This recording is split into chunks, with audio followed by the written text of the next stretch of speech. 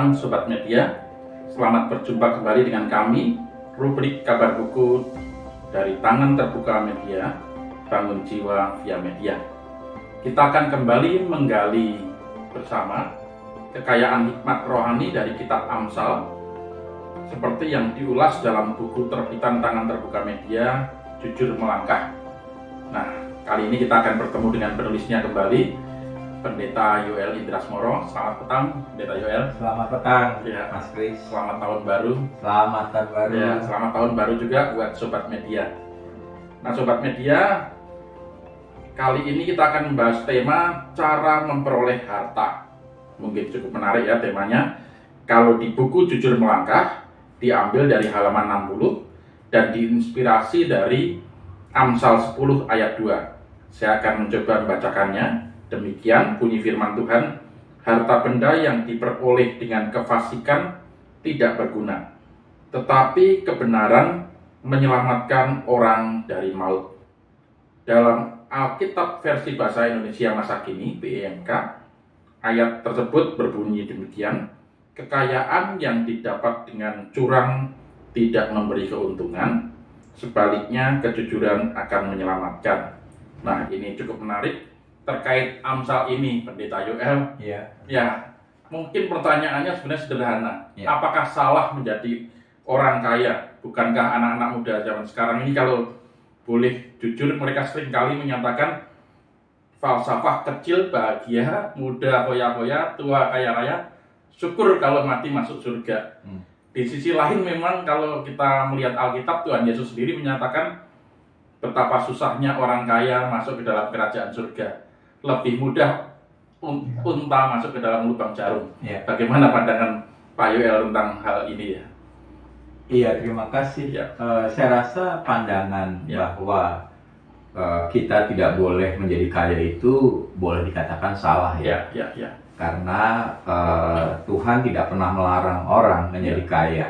Ya. Kalau kita lihat ayat Alkitab, ternyata pelayanan Tuhan Yesus semasa hidupnya itu didukung oleh Ya. orang-orang kaya. Ya. Karena pelayanannya butuh dana, begitu ya. Ya. Tapi yang juga penting adalah bagaimana cara memperoleh kekayaan itu. Ya. Itu yang pertama. Yang kedua adalah bagaimana menggunakan kekayaan itu. Ya. Jadi saya rasa hanya orang kaya kok yang bisa memberi. Yang bisa Sungguh kaya dan merasa kaya. Ya. Jadi dia ada sesuatu yang Ya. dimilikinya dan dia merasa kaya, karena ketika dia merasa kaya dia akan mampu memberi karena dia merasa kaya gitu ya. Terdorong untuk berbagi. Karena ada juga orang yang kaya tapi malah pelit karena dia merasa miskin, Selalu merasa kurang. Ya. Sehingga saya rasa salah satu cara untuk berbagi ya kita harus punya dana untuk itu. Ya. Dan sebetulnya kerja itu menolong orang untuk mendapatkan dana. Nah, dana itu semestinya memang untuk digunakan sebaik-baiknya ya. Dan ketika orang bekerja, maka dia menjadi punya kesempatan memberi. Ya. Karena ada dana yang dia miliki. Betul. Jadi menjadi kaya menurut saya Sah-sah saja. sah-sah saja, bahkan panggilan setiap orang untuk menjadi kaya, sungguh-sungguh kaya, dan karena itu merasa kaya sehingga mampu memberi. Ya, menarik sekali. Jadi Sobat Media, jelas sekali ya bahwa kekayaan bukan hal yang terlarang atau tidak sah atau bahkan dosa. Dan jangan lupa Ayub juga orang kaya. Betul ya. Ya, betul. Abraham pun orang kaya gitu kan, Betul. bukan orang miskin, Ya, sehingga mereka mampu menjadi berkat bagi Betul. bagi kelompoknya, bagi banyak pengikutnya, orang. bagi banyak orang. Ya, menarik ya. Nah, tentang hal kekayaan masih terkait dengan ini.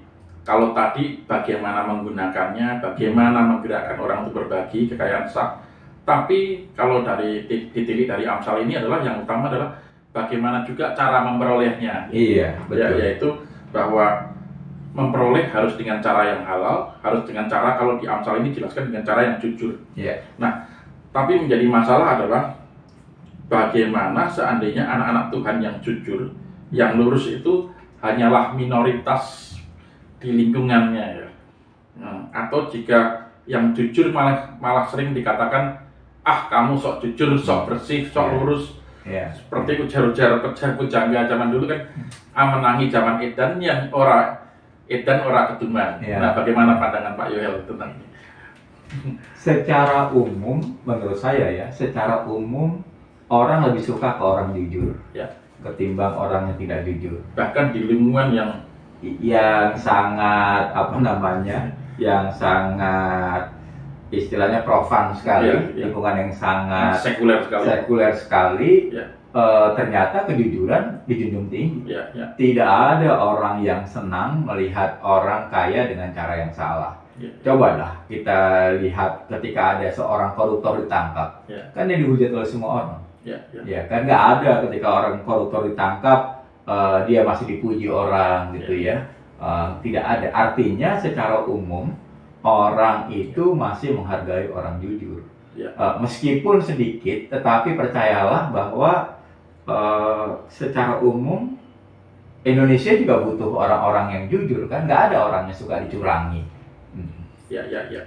Menarik sekali bahwa meskipun kita merasa seringkali minoritas, tapi sebenarnya kejujuran, Ya. hidup lurus, Ya. atau kebersihan diri itu masih hal-hal yang dipegang dan dicari oleh semua orang. Dicari oleh semua orang. Meskipun dalam pelaksanaannya mungkin tiap-tiap orang bisa berbelok atau betul. Dan saya rasa kita pasti sakit hati ya. Ya. Kalau kita membeli sesuatu barang gitu ya, lalu ternyata kita ditipu. Ya. Nggak ada orang suka ditipu gitu Ya, kan. betul. Artinya kita merasa dia tidak jujur dalam Ya. mendapatkan uangnya. Termasuk Tidak. ketika membeli sayuran di pasar saja kita nggak Betul. mau ditipu ya. Kita nggak mau ditipu. Ya. Artinya secara umum orang tidak Ya. mau Ya. ditipu gitu ya.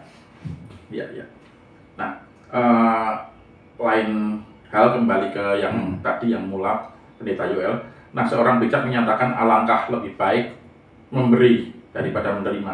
Lebih baik tangan di atas daripada tangan di bawah. Orang yang banyak memberi diberikan Tuhan kebahagiaan daripada mereka yang hanya mengumpulkan harta untuk dirinya sendiri. Nah, dalam hal tataran panggilan ini, bagaimana sebaiknya kita memanfaatkan harta kita atau apa yang kita miliki, baik untuk persembahan pada Tuhan maupun untuk manfaat yang lebih besar bagi sesama. Sebetulnya kembali pada konsep dari mana harta itu datang. Ya. Dalam hemat saya, semuanya berasal dari Tuhan. Ya. Tuhan yang mengizinkan kita mendapatkan harta itu. Dan karena itu sebetulnya kita adalah orang yang dititipi oleh Tuhan. Sehingga ketika Tuhan memberikan harta, saya rasa Tuhan punya maksud tuh agar kita menggunakan harta itu dengan sebaik-baiknya. Dan salah satu caranya adalah mari kita menjadi berkat bagi orang lain. Sekali lagi, hanya orang yang punya sesuatu yang bisa menjadi berkat bagi orang lain. Karena orang tidak mungkin berbagi dengan apa yang dia tidak punya. Orang hanya mungkin berbagi dengan apa yang dia miliki. Dan saya rasa ini panggilan semua orang untuk berbagi gitu ya. Bukan hanya dengan dana, tapi juga dengan segala apa yang dimilikinya ya. Betul. Hanya memang tetap saja dana itu adalah sesuatu gitu ya. Jadi orang boleh saja berdoa, tapi mungkin dia tidak merasa kehilangan apapun. Tapi ketika dia berbagi dana, berbagi uang, mungkin dia merasa kehilangan tuh. Jadi saya selalu suka pemahaman Bunda Teresa ya, bahwa kita belum sungguh-sungguh berbagi ketika kita belum merasa kehilangan, belum merasa sakit ketika melepaskan apa yang kita punya gitu ya. Karena kalau kita tidak sakit, mungkin kita tidak sedang memberi tapi membuang. Karena kita merasa nggak kehilangan apapun. Sekedarnya. Ya. Saya rasa ketika kita memberi pengemis, mungkin itu bukan memberi, karena kita nggak merasa kehilangan. Itu adalah membuang gitu ya. Menarik sekali ya ini pembicaraan hari ini, Sobat Media, yaitu tentang cara memperoleh harta dan juga cara membagikannya. Memperoleh harta, kekayaan tadi dari awal disampaikan oleh Pendeta Yoel, bukan hal yang salah, bukan hal yang berdosa.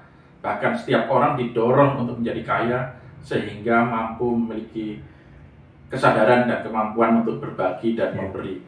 Memberi artinya juga memuliakan nama Tuhan lewat apa yang diberikan Tuhan bagi kita. Mungkin ada saran penutup dari Pendeta Yoel? Iya, saya rasa yang penting adalah kalau kita yakin bahwa apa yang kita punya itu dari Tuhan, Ya.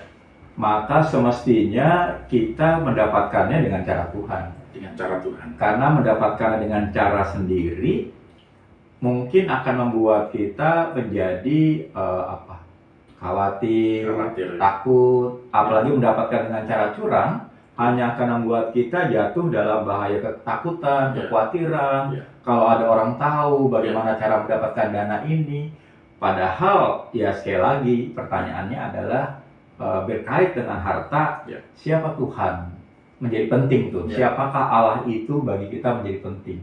Kalau dia kita pahami sebagai pemberi, sumber segala pemberian, maka mendapatkan dengan cara-cara Tuhan pasti membuat kita lebih tenang, lebih terbuka, nggak ketakutan, nggak ada yang disembunyikan. Dan ketika kita mendapatkannya dengan tidak ada yang disembunyikan, tidak ada ketakutan, ketika kita melepaskannya berbagi, kan tidak ada dugaan pencucian uang. Dan juga tidak ada ketakutan bahwa apa yang kita miliki akan habis, karena yakin bahwa Tuhan pasti akan selalu mencukupkan. Berkeberanian melepaskan apa yang kita miliki, membuat kita juga punya keberanian bahwa Tuhan akan mencukupkan kebutuhan kita. Saya rasa memang itu kekuatannya. Dan di tahun yang baru ini, mari kita terus menggantungkan diri kepada Tuhan, sumber segala pemberian. Mantap sekali. Terima kasih Pendeta Yoel. Terima kasih juga Sobat Media telah bergabung bersama kami. Semoga tayangan singkat ini memberi manfaat dan menginspirasi Sobat Media semuanya dalam menjalani hidup setiap hari di tengah dunia. Dukung terus pelayanan kami, Tangan Terbuka Media, dalam membangun jiwa via media, membangun budaya mencintai buku dan cerita. Sampai jumpa di tayangan kami selanjutnya. Tuhan Yesus memberkati kita semua.